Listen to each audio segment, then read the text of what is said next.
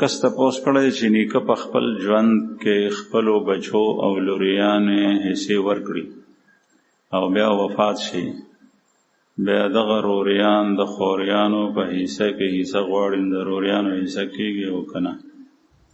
چې کله په ژوند باندې تقسیم کو نو میراث دې ته وایي چې کله سړی وفات شي، د وفات نه پس د هغه مال تقسیم شي او په هغه طریقې سره تقسیم شي چې کوم الله پاک په قرآن پاک کې بیان کړي دي او رسول الله صلی الله علیه وسلم د هغې تشریح او وضاحت په کتابونو کې کړي دي. په هغه طریقې سره تقسیم شي مال د مرګ د مورث نه پس. دې ته میراث وایي. چې په ژوند باندې تقسیم شي نو دا میراث نه دی.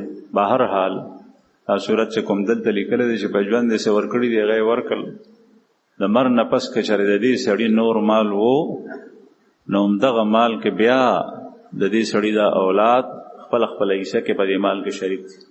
د جینۍ دپاره یو برخه ده او د هلک دپاره دوه برخه.